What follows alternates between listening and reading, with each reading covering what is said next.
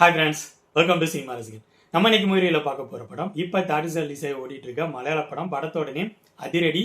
இது ஒரு action comedy movie.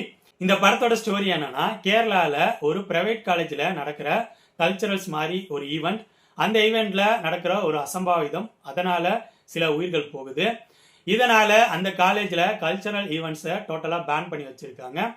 அந்த காலேஜில் சில வருஷங்கள் கழிச்சு பேசில் ஜோசப் ஜாயின் பண்ணுறாரு.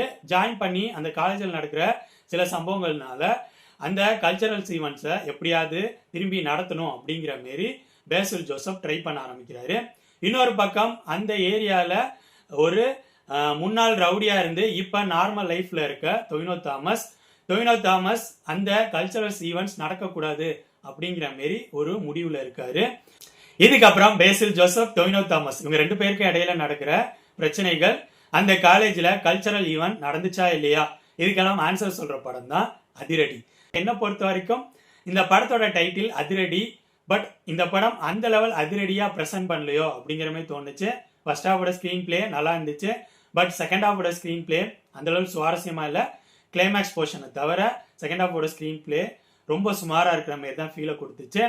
இந்த படம் இப்போ தாடிசல் ரிலீஸ் ஆகி ஓடிட்டு இருக்கு. என்னை பொறுத்த வரைக்கும் இந்த படம் ஓகே அப்படிங்கிற லெவலில் இருக்க ஒரு ஆவரேஜான படம்.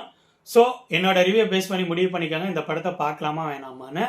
அதிரடி படத்தை பற்றி என்னோட விமர்சனம் இது. இன்னொரு வீடியோவில் அடுத்த படத்தோட ரிவ்யூவோட சந்திப்போம். பாய்.